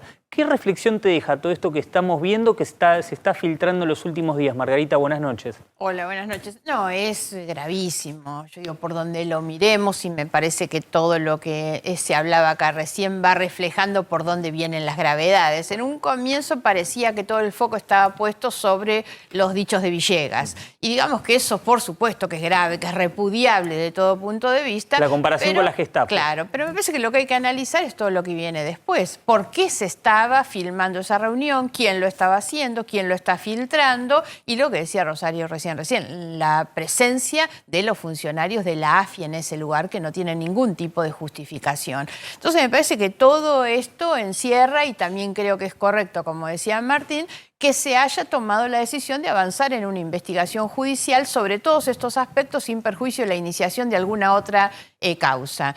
Yo digo, a todo esto siempre nos queda, quienes miramos las cuestiones judiciales en la Argentina, que después no haya un tribunal que diga, no, cerrémoslo antes de abrirlo, ¿no? Claro. Porque no conviene nunca que las pruebas se conozcan y que los juicios orales nos permitan a todos acceder a la información de lo que hay adentro de las causas. ¿Amerita una autocrítica de Juntos por el Cambio? ¿Crees que más allá de lo judicial debería la Mesa Nacional de Juntos por el Cambio analizar este tema y trazar de cara hacia adelante una línea más clara respecto a los servicios de inteligencia? Sí, yo creo que en realidad la política en la Argentina se debe a una discusión mucho más profunda, mucho más horizontal, digamos, no solo Juntos por el Cambio, sobre el tema de los servicios de inteligencia. A mí me tocó dar una opinión cuando se reformó la ley y se transformó lo que era antes la CIDE en la AFI. Y en ese momento yo planteé, en algún momento, desde una posición totalmente aislada, individual, que deberíamos desmantelar. Yo creo que no deberían existir directamente, porque cuando se hace ese cambio, lo que quedaba claro era que no había ninguna voluntad de cambio. Era claramente una medida gatopardista, que era hacer de cuenta que se cambia y no se cambia nada, porque no se tocaban los puntos claves que tenían que ver con los servicios de inteligencia, que es qué información manejan, quiénes la manejan, para qué producen esa información, quiénes son los que están ahí adentro y el tema de los recursos. Porque todos sabemos que esto es una discusión eterna en la Argentina, que es que todo el financiamiento ilegal de la política muchas veces viene de ahí adentro. Y esas son las cosas que nunca se quisieron discutir. Entonces pareció que se le cambiaba el nombre y la CIDE ahora es AFI, como si eso fuera poder Margarita, limpiar un poco la situación. Cuando generalizamos la política o decimos siempre fue el sótano de la democracia y demás, también pasa desapercibido que la verdad que lo que sucedió con los servicios de inteligencia durante la gestión de Macri no se vio. Estas pruebas, la persecución a los propios políticos, las pruebas que hay de... Eso es tremendamente grave, pero tampoco nos creamos que eso empezó con Macri. No. El kirchnerismo claramente utilizó los servicios de inteligencia y me animaría a decir que nos podemos remontar mucho tiempo atrás. Por eso es que digo, hay temas de discusión que sobre todo la información, el contenido, el destino de la información y los recursos que se manejan, porque recordemos además que son recursos reservados, que son dineros reservados sobre los que no hay ningún tipo de control ni de nada. Entonces me parece que esos son los temas y eso involucra transversalmente a todos los gobiernos y a todos los tiempos de la democracia. Esa debería ser una discusión de nuestra democracia. Así como se modificaron las leyes que tenían que ver sobre todo con la cuestión de la seguridad interior, de todas estas cuestiones, esto nunca se discutió en profundidad, solamente se le lavó un poco la cara. Margarita, sos compañera en diputados de María Eugenia Vidal. ¿Pudiste hablar con ella de este tema? No he hablado con ella. Bueno, en la Cámara no hemos tenido oportunidad y tampoco lo he hecho personalmente, por supuesto. Tal vez llama la atención el silencio de ella. O no, porque a veces el silencio también puede ser el reconocimiento, digamos, del episodio y que vaya a la justicia y se investigue ahí, ¿no? ¿Vos creés que estando en esa reunión su ministro de Trabajo, su ministro de Infraestructura, el secretario de de Justicia podía desconocer? Que ella podía desconocer, y pienso que podía desconocer, porque lo cierto es que es una reunión tan irregular por donde la miremos, por los que participaban, por lo que se dijo en la reunión, porque la reunión termina siendo filmada. Hay tanta cantidad de irregularidades que yo hoy preferiría decir no debía estar informada, porque no parecía una reunión oficial institucional, pese a que había funcionarios, ¿no? Bueno, fue en el Banco Provincia, Margarita. Sí, sí. No, por eso digo, sí. La gravedad es por donde la mires, Claro. y por eso creo necesaria una investigación muy profunda y muy amplia de todo esto, y que cada cual asuma la responsabilidad que tiene, ¿no? Margarita, te paso al Congreso. Hoy lo vimos en el Senado, esa pelea ajustada que se va a tener, que se tuvo en la Cámara de Diputados también. Un caso de coronavirus ya cambia toda la sesión. Este es el Congreso que se viene. ¿Cómo ves vos esta grieta que se transforma también y que se lleva a las sesiones? Sí, sin duda que la nueva composición del Congreso nos está mostrando una fotografía de un equilibrio que los bloques mayoritarios van a tener que lograr componer y ordenar hacia adentro sobre todo, porque también lo que está claro, yo lo vi mucho en diputados, no conozco mucho de lo de hoy, pero en diputados era claro una falta de liderazgos en ambos bloques mayoritarios, y eso es lo que generó sin duda el fracaso de la sesión en el caso del presupuesto, y también me animaría a decir para Juntos por el Cambio la sesión de bienes personales, ¿no? Ahora, también creo que no resiste más la Argentina, ya no solamente el Congreso, esto de que quien tiene una mayoría circunstancial, y ya lo circunstancial no es un mandato, es un día, porque como vos decís, cuando el número es tan parejo, te cambia con un caso de COVID o con uno que se va de vacaciones. Entonces me parece que no resiste más ni la Argentina ni eso que las leyes se aprueben por mitades. Es necesario, es urgente que en la Argentina se construyan nuevas mayorías con consensos donde realmente podamos tener un Congreso donde las leyes salen con la legitimidad y la fortaleza que tienen que tener, no con medio Congreso. Esto de que tenés y pasa lo mismo, y si uno se te enferma, y bueno, entonces ese día uno aprovecha y metió lo que se le antojó y a la semana siguiente lo hace el otro. Esto ya no se resiste más. De la misma manera que cuando vos ves un Congreso más preocupado en resolver los problemas de la política que en resolver los problemas de la gente, ¿no? Pero vos ves hoy que exista en la clase política, en el Congreso de la Nación, la posibilidad de que haya ese consenso. Hoy no, hoy no. Imposible. Por eso digo, si miramos estas fotografías de los últimos 15 días, no. Lo que pasó en la Cámara de Diputados fue tremendo. ¿Cuántos días de diferencia? Se gana por un voto, se pierde por un voto, y además no había ni la racionalidad de poder discutir y acordar una cosa común. Fíjense la paradoja, esto tiene que ver también con la sesión de hoy del Congreso, no se habla mucho de esta situación, pero cuando nosotros tratamos en diputado el proyecto de bienes personales, recordemos que venía del Senado aprobado por unanimidad, un proyecto del Frente de Todos aprobado por unanimidad, llega a diputados. En diputados tuvimos toda una discusión interna sobre la legalidad o la constitucionalidad que tenía esa sanción, porque la Constitución en el artículo 52 dice claramente que las iniciativas referidas a contribuciones deben ser iniciadas en la Cámara de Diputados. Hubo todo un debate que se saldó con los antecedentes que dicen, bueno, eso es cuando se va a crear un impuesto o aumentar un impuesto. Como el proyecto en diputados era para bajar el impuesto, se aceptó que viniera del Senado. ¿Qué pasa? Se le incorporan modificaciones que implican un aumento de impuestos y vuelve al Senado no con un expediente distinto, vuelve con ese expediente que nace en la Cámara de Senadores, y esto para mí hiere tremendamente la constitucionalidad y la legitimidad, y no descarto que esto abra una cantidad de juicios por la nulidad que implica decir, al haber un impuesto nuevo, un impuesto aumentado, eso no es válido que sea un expediente iniciado en la Cámara de Senadores, ¿no? Margarita, hubo récord de casos hoy, un pico histórico de casos. El tema COVID empieza también a impactar dentro del funcionamiento del Congreso. ¿Crees que fue un error haber sido intransigente respecto a la participación o a la posibilidad que los legisladores participen de forma virtual, de forma mixta?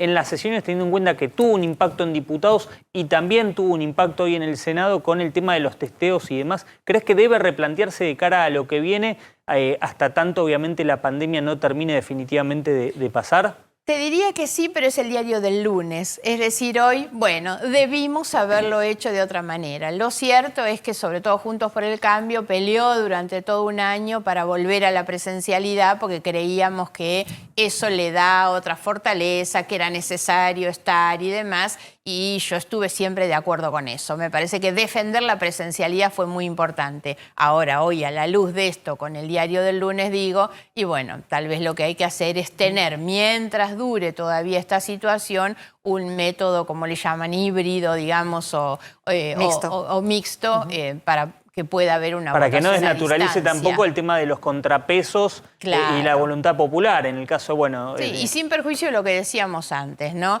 Que son números que te varían, porque por ahí tenés uno que está internado con fiebre, el otro que no llegó a tiempo porque se pinchó una goma, o las vacaciones, muchas de estas cosas. El número nos está obligando a pensar el funcionamiento del Congreso de otra manera. Sin perjuicio de que hoy no hay condiciones, acá creo que hay que empezar a pensar que en marzo, cuando se reabra el ciclo ordinario del Congreso, habrá que tratar de pactar un funcionamiento distinto. Así me parece que no se puede aprobar leyes por mitades y que la semana siguiente el otro consigue otra mayoría y te derogó la ley que aprobaste la semana anterior. Sobre el principio hablabas de que este Congreso funcionó así en estas semanas, tanto en el oficialismo como en la oposición, por la falta de liderazgos.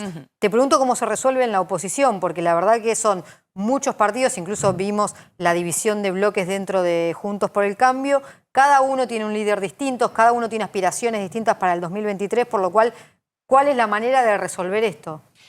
Yo creo que siempre es con reglas, más allá de que hay condiciones naturales de liderazgo y eso es lo que no vimos el otro día, pero recordemos que al menos en diputados las sesiones estaban muy cruzadas con la deliberación del radicalismo sobre su nueva conducción y eso también influyó. El PRO también tiene todo un debate interno. Me parece que no es malo que existan distintos liderazgos. Lo que hay que hacer, creo que se ha conversado en esta semana, yo no participo todavía, pero nosotros estamos esperando ingresar a la mesa de Juntos por el Cambio. Creo que esa mesa tiene que rearmarse, que tiene que tener la incorporación de los jefes de los bloques parlamentarios, que ahora son 10, por supuesto, de todos los partidos que componemos esa coalición que se amplió. Con eso armar una nueva mesa y ahí se discuten las cosas y ahí se definen las reglas. ¿Pide entonces un espacio? Nosotros estamos pidiendo, sí, porque estamos de hecho adentro del interbloque, necesitamos estar en la mesa, pues lo cierto es que dentro de las, digamos, de la falta de coordinación que hubo, no hubo prácticamente un debate interno dentro del interbloque sobre cómo se iban a definir las estrategias parlamentarias. Esa falta de liderazgo que marcas, ¿con qué tiene que ver? ¿Con una desorganización porque ahora son más diputados? ¿Con peleas internas como vimos en la UCR, que se separaron en dos bloques, con una cuestión de egos? ¿En qué ves, por qué crees que hay una falta de liderazgo? A ver, tiene que ver con muchas de estas cosas y también me parece, y no está mal, porque a mí no me asusta que existan muchos liderazgos y que haya disputa de liderazgos. Lo que creo es que se debe ordenar y se ordena con reglas. Se debe a todas estas cosas que vos decís y seguramente algunas más que tienen que ir con determinadas personalidades, con las diversidades que existen, porque lo cierto, y esto tal vez explota en otro tema del que ustedes habrán hablado, que es la votación ayer en la provincia de Buenos Aires con el tema de las reelecciones, y ahí termina demostrándose prácticamente todos los bloques estallados y votando de distinta manera. Entonces, creo que si no hay una regla que permita una discusión distinta, o la regla es cada uno vota lo que quiere, ¿no? Me parece que estamos frente al riesgo de no cumplir con la expectativa que la sociedad ha puesto, no solo en nuestros votantes. Yo creo que los argentinos, voten a quien voten, están reclamando de su dirigencia política que en vez de discutir las reelecciones, discutan un poco más los problemas que la provincia de Buenos Aires tiene, que en lugar de pelearse como se pelea en el Senado, o de hacer una sesión tan irracional como la que hicimos, 24 horas ahí adentro sin dormir, porque lo que hablábamos del voto justo, yo digo, mañana se te duerme uno. ¿Y qué le vas a decir al que se durmió, que estuvo Bueno, 24 ha pasado, claro, ha pasado. Hay algunos que salen y se van a dormir y después vuelven y se van turnando. Yo estuve las 24 horas sin dormir. O que se quedan dormidos a propósito, ¿no? Ha pasado de que justo se quedó dormido. Yo estuve 24 horas sin dormir y después agarré el autito y volví a mi casa manejando. Eso no es sano. Claro. Y la sociedad nos está mirando y la gente sabe que no es sano eso. ¿Cuál es la capacidad que tenés para fijar una posición, para votar? Hubo diputados que se equivocaron cuando apretaron la tecla para votar. ¿Y qué le vas a decir si lleva 24 horas sin dormir? Entonces también estas cosas. Tenemos que repensar el sentido de la representación. Estar ahí sentados no es para hacer las cosas que nosotros queremos, es para representar a la gente que vote a quien vote, está esperando una cosa distinta de quienes somos los voceros del pueblo. Margarita, ¿no? ¿te preocupa que de cara a 2023 hay, está claro, un oficialismo que decidió mantenerse unido a como dé lugar, con las diferencias que tiene, y después hay un Juntos por el Cambio que también solidificó su unidad, amplió en tu caso, te incorporó y demás, pero hay una extrema derecha, un liberalismo, si se quiere, que está corriendo a Juntos por el Cambio por ese lado. ¿Te preocupa que de cara a 2023, para no perder votos de ese sector, Juntos por el Cambio termine muy radicalizado, justamente teniendo en cuenta que vos llegaste con una propuesta más de moderación? No, la verdad es que no lo vivo como un temor. Si se quiere, estoy ahí adentro para tratar de dar todas estas discusiones. Me parece que hay que darlas. Yo tengo la expectativa de que esta coalición se amplíe más bien hacia la izquierda y me encantaría que el socialismo, que Pablo Hapkin de Rosario, que muchas otras fuerzas políticas, que sectores del peronismo pudieran incorporarse también. Me parece, o por lo menos a mí me gustaría eso. Esa es la idea con la que yo voy. A otros puede molestarle esto, pero creo que esto, que van a ser tensiones lógicas, las mismas que sobre los liderazgos va a haber en estos 2 años, va a ser también esto. Esto se resuelve en la medida, como dije para el tema de los bloques, en la medida en que haya reglas de funcionamiento y que la unidad o que la coalición no se sostenga solamente en el objetivo electoral. El gran problema que la Argentina tiene, no solo con esta coalición, también con la que gobierna, es que se arman coaliciones muy exitosas para ganar elecciones. Recordemos la coalición que gobierna, muy exitosa. Antes decían, Cambiemos. Cristina se corre, qué inteligente que es Cristina, suman a Massa, lo pone a Alberto, que parecía que era atractivo para sectores más moderados. Era muy exitoso como fórmula electoral, en el gobierno son un desastre. Pasó lo mismo con Cambiemos y el riesgo es que vuelva a pasar si nosotros no consolidamos la unidad basada en el contenido programático. El acuerdo o la coalición tiene que sostenerse en un programa de gobierno. Yo vengo siguiendo mucho el proceso de Alemania, que siempre me entusiasma mucho y lo comento por esto, porque lo seguí cuando Merkel era presidente, la socialdemocracia formó durante 20 años parte de ese gobierno y fue la que garantizó a Alemania y a Merkel su gran fortaleza, y hoy la socialdemocracia gana y acaba de firmar un gran acuerdo, que es sobre todo un acuerdo de gobierno basado en un programa muy puntual con las cosas que van a hacer. Y yo creo que hay que empezar a mirar cómo funcionan las democracias que avanzan, donde la política se preocupa más en resolver los problemas de la gente que no los de los propios políticos. Ahora, Margarita, y la última pregunta, agradeciéndote que hayas venido. ¿Hay alguien en Juntos por el Cambio que esté pensando en ese programa programático, para la redundancia, para el 2023? Porque todas las cabezas que entendemos que quieren aspirar a ser presidente, cuando le preguntaste dicen, no, yo no estoy pensando en 2023. Nadie está pensando en el 2023, pero todos dicen tenemos que tener un programa. ¿Hay equipos ya? Y deberíamos tenerlo. Hay, digamos, equipos técnicos y me parece que esto es lo bueno, porque lógicamente que hay muchos que tienen que salir a juntar votos en la calle, que es la territorialidad, pero tiene que haber equipos técnicos que tengan las respuestas o las soluciones a los problemas. Tiene que haber, que no hay todavía. No hay hoy en un nivel en el que deberíamos tener, por ejemplo, yo insisto mucho con qué respuesta es urgente que Juntos por el Cambio tenga. ¿Qué hacer con la inflación? Porque la verdad es que no se puede seguir fracasando con que es un problema que la Argentina arrastra desde hace mucho y los gobiernos arrastran. La verdad es que el que aspire a gobernar la Argentina en el 2023 tiene que llegar con una respuesta a esa problemática, como la del empleo, como la de la inseguridad, muchas otras. Entonces, durante todo este tiempo, los grupos técnicos tienen que formular una propuesta, una respuesta, una solución, y la política tiene que acordarlo para hacer algo más que una coalición electoral y ser realmente una coalición que aspire y que pueda gobernar. Obviamente. Margarita, muchas gracias por venir y buen Gracias año. y felicidades para Igualmente. ustedes y buen Felicidades. año también.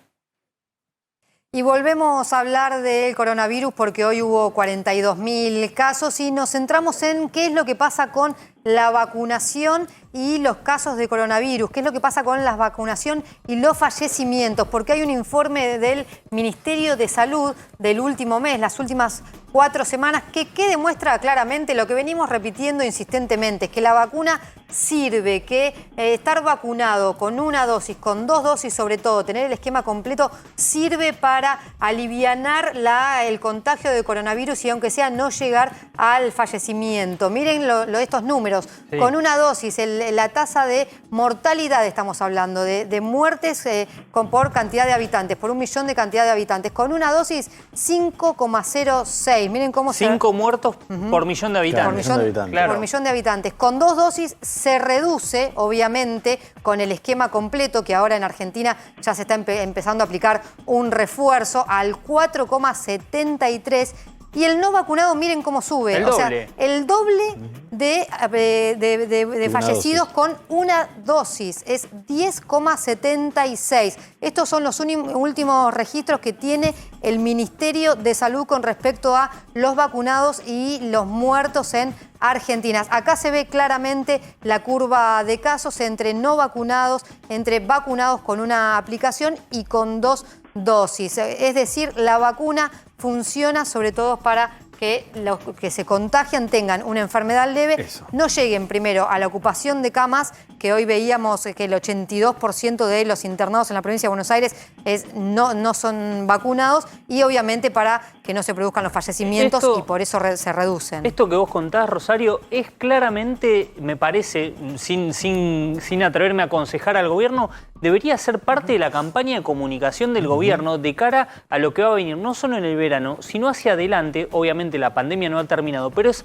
casi tan importante como el tema del pase sanitario, porque es convencer a la gente de si te vas a vacunar, probablemente aunque te agarres el virus, porque eso no está exento nadie de agarrarse el virus, aunque estés vacunado, tenés muchas menos posibilidades de desarrollar un cuadro grave y obviamente ni hablar el tema de la muerte. No, claro, lo que todos los médicos dicen, se comprueben los datos, que vacunarte no te hace inmune a todo, no es una super protección, pero claramente te protege muchísimo más que no estar vacunado. Primero, para que si tenés el virus no termines en una internación, claro, para que no curses una enfermedad compleja, y lo más importante, para que no te mueras. Los datos son concluyentes respecto de eso. El doble de muertes para la gente que no está vacunada. Y hay un dato que también tiene que ver con el cuadro, porque tal vez decís, bueno, si me lo voy a agarrar igual. Ahora, el que tiene esquema completo, por algo le están reduciendo la cantidad de días de aislamiento, tiene menos carga viral y en consecuencia tiene menos posibilidad de contagiar a un tercero. Eso también es importante. Esa es la explicación por la cual hoy en Argentina el aislamiento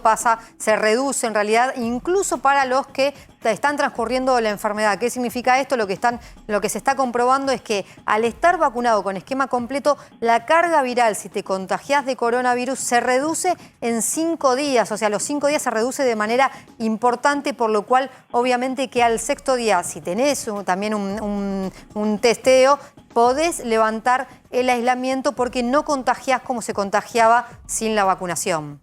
De todas formas, la cantidad de casos que hubo hoy, 42.032, con la variante Delta, por lo que dicen los expertos, todavía sin Omicron, vamos a una cantidad exponencial de casos en las próximas semanas, teniendo en cuenta que estos números no son todavía los de las reuniones de Navidad, por supuesto no son los de Año Nuevo y mucho menos de lo que va a ser el verano con la cantidad de gente circulando por el receso. No, pero de todos modos hay que remarcar, nos lo decía Nicolás Creplaca ayer, en la provincia de Buenos Aires se cree que ya el 30% de los contagiados tiene que ver con la variante Omicron. Ahora estamos en comunicación con el doctor Ricardo Tejero, que es médico infectólogo del Hospital Pirovano. ¿Cómo le va, doctor? ¿Qué tal? Buenas noches, ¿cómo les va a ustedes? Bien, bueno, estábamos repasando los números que son indudables, ¿no? Cómo aumenta la cantidad de fallecidos cuando no están vacunados. Seguro, estamos con un crecimiento de casos exponencial debido a que estas nuevas variantes, yo recién escuchaba, seguramente que Omicron está desplazando a las otras variantes. Si no, esto no estaría pasando. Pero hay algo que hay que tener en cuenta muy claramente, que la demanda del sistema sanitario se produce para hacer el diagnóstico. No estamos teniendo, como el año pasado, una demanda en internación, en casos graves, en terapia intensiva, y no estamos teniendo la misma mortalidad. Entonces fíjense que con esta cantidad de casos el año pasado teníamos algo de 300, 350 muertos, y hoy tenemos 20, 25 muertos por día. Eso es significativo y hay que atribuirlo a la protección que está dando la vacuna. Por eso hay que seguir insistiendo que toda la población que no haya completado su calendario de vacunación se acerque a completarlo, a tener su segunda o tercera dosis de acuerdo a la fecha que se haya vacunado. Eso es sumamente importante en esta instancia. Sí, en Argentina el esquema completo tiene que ver con 2 dosis y ahora se está dando un refuerzo. Hoy hablábamos con Juan Dillon, que está en Francia, y nos decía que allí ya el esquema completo es 3 dosis. O sea, no existe más el esquema completo de 1 y 2 dosis, sino de 3 dosis. ¿Cree que vamos también hacia ello, sobre todo para afrontar esta nueva variante? Disculpame, te corrijo. En Argentina el esquema completo son también 3 dosis. Lo que pasa es que depende que haya pasado entre la segunda dosis 4 meses para aplicarte el refuerzo. Pero hoy por hoy el esquema completo acá también son 3 dosis. Y eso porque mejora el nivel de protección, sobre todo estas variantes. No podemos aceptar un esquema de 2 dosis. Y esto ya está, y tenemos la cantidad de vacuna como para poder lograr masivamente la vacunación. Lo que necesitamos es que la gente sí se acerque a vacunarse. Doctor, ¿cómo está viendo la discusión respecto a alguna provincia, como el caso de Catamarca, que dispuso que a partir de la situación de no vacunados, si tienen COVID, van a tener que hacerse cargo del tratamiento? Usted está en la Ciudad de Buenos Aires, es otro distrito, está claro, pero la Ciudad de Buenos Aires y la provincia de Buenos Aires se mantienen al margen de esto, dicen que no quieren saber nada con arancelar o de alguna manera castigar a aquellos que no se han vacunado. ¿Cómo lo ve usted el aspecto filosófico, si se quiere? Sí, bueno, eso depende de cada región. A ver, me parece que nosotros no le podemos negar la salud absolutamente a nadie. Nuestro país es un país muy solidario en ese sentido. Nosotros brindamos en nuestros hospitales atención sin pedir documentación, sin saber de qué país es, qué riesgo tiene, si tiene o no tiene obra social. Me parece que la salud no se le puede negar a nadie. Ahora, debemos realmente tratar de que la gente entienda y que nosotros podamos comunicar de alguna manera a esta gente que no es solo la protección individual que se logra con la vacuna, sino que la protección del tercero. Todos tenemos un familiar adulto mayor, oncológico o con riesgo. ¿Por qué arriesgar la vida de él? Entonces, por eso también nos vacunamos. Eso tenemos que convencer, pero no le podemos negar la atención absolutamente a nadie. Doctor, permítame consultarles el aspecto personal, si usted quiere no lo responde, pero los médicos en este fin de año, en un año en el que paradójicamente parecía estar descomprimiéndose la situación con el coronavirus, vuelven a pasar fiestas con el riesgo de contagio y obviamente hisopando mucha gente a diario. ¿Cómo impacta esto en su vida, en el aspecto familiar? Usted recién hacía mención a la necesidad de cuidar a los familiares, a los amigos, evitar los contagios. ¿Cómo lo están viviendo ustedes desde la primera línea de ahí de batalla contra el COVID? Aprovecho primero para decir que se está usando mal el sistema de salud. Es mucha la gente que viene a las UFU, a las unidades febriles de urgencia, e inclusive miente algún síntoma para que sea hisopado, pero pura y exclusivamente porque estuvo en una reunión, alguien apareció positivo y tiene la reunión de fin de año y quiere saber en qué estado está. No está para eso el sistema de salud. Las UFU están para realizar los estudios, aquellos que son sintomáticos. Entonces, primero tenemos que aprender a usar el sistema, porque le estamos quitando la posibilidad a otro que puede tener una urgencia. Y luego que, obviamente, que el sistema sanitario todo, no los médicos, los enfermeros, los camilleros, el herrero, el electricista, todo el sistema sanitario está agotado. Por eso tenemos que hacer el esfuerzo de usar bien al sistema. Ahora, nosotros corremos un riesgo, nosotros estamos vacunados, todo el sistema de salud tuvo la oportunidad de vacunarse y ya tener la tercera dosis, y tenemos los elementos de protección. Nosotros no nos quejamos por eso. Quizás hay otras cosas, que hay una falta de reconocimiento a los médicos, al personal de salud en general, pero no por el trabajo es que nos quejamos nosotros. Doctor, le agradecemos mucho este ratito, esta conversación con Dicho Esto. Por favor, gracias a ustedes. Hacemos una pequeña pausa y después continuamos. No escucho la cucaracha.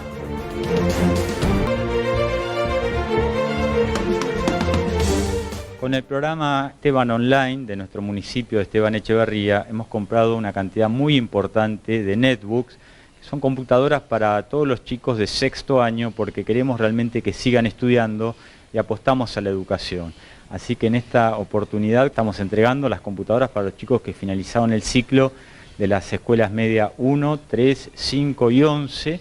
Son más de 700 computadoras y la verdad que en la agenda que viene, del año que viene, gran parte de la educación va a ser virtual, una parte presencial, la otra virtual, y para ser virtual realmente necesita una computadora. Así que es una inversión y estamos contentos de complementar estas computadoras más la infraestructura escolar que venimos realizando y de esta manera realmente apostar a la educación junto con la Universidad Tecnológica Nacional, que está dictando carreras muy importantes, así que estamos muy contentos y agradecidos a toda la comunidad educativa de Esteban Echeverría. Esto me va a ayudar mucho en el terciario, voy a seguir el profesorado de Educación Física, así que me va a ayudar bastante.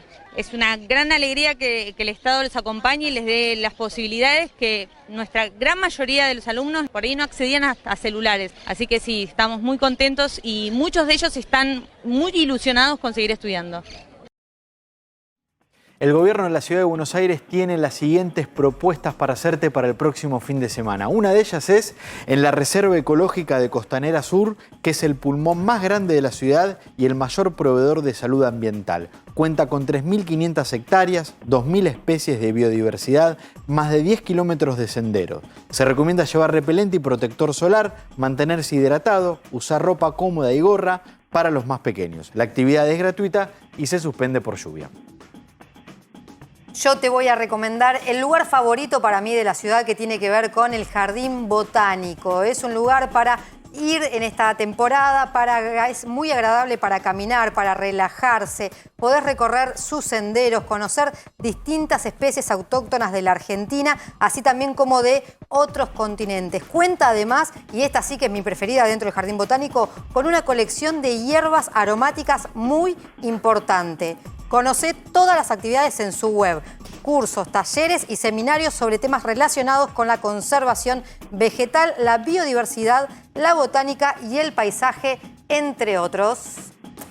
Y la tercera propuesta tiene que ver con el Patio de los Lecheros, que era la propuesta favorita de Rosario Yerdi y ahora la incorporó también Martín Angulo. El Patio de los Lecheros ofrece una amplia propuesta gastronómicas al aire libre, venta de productos regionales y diferentes actividades para disfrutar durante el día y la noche.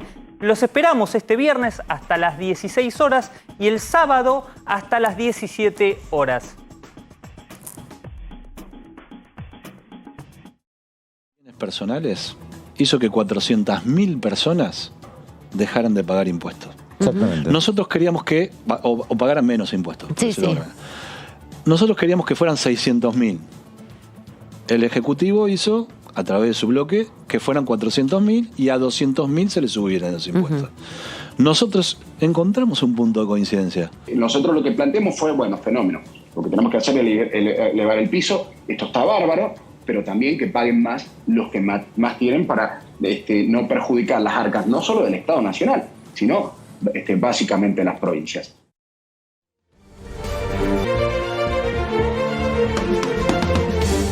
Y ahora vamos a hablar un poco de lo que es el plan plurianual. Ustedes recordarán que el presidente lo anunció el mismo día de las elecciones legislativas, el 14 de noviembre, dijo: voy a presentar un plan plurianual en los primeros días de diciembre para convocar a la oposición y que va a contener parte de los acuerdos con el Fondo Monetario Internacional. Bueno, pasó diciembre, ese plan nunca se presentó, había discusión de quién lo estaba escribiendo, lo está escribiendo Guzmán, lo está escribiendo Vélez, lo está escribiendo Sergio Massa. No se sabía bien qué lo estaba escribiendo. Finalmente se dijo, bueno, no, lo está escribiendo Guzmán. Pero ese plan sigue sin aparecer. ¿Y qué pasa? Bueno, no va a aparecer al menos hasta febrero/marzo. Hoy, fuente del gobierno me decían, no estaba previsto que se demorara tanto, pero el rechazo de la oposición a la ley de presupuesto cambió los planes. ¿Por qué? Porque hay que cambiar el presupuesto, hay que cambiar ese presupuesto que se renovó por decreto en estos días, pero al cual hay que hacerle ajustes que tienen que ver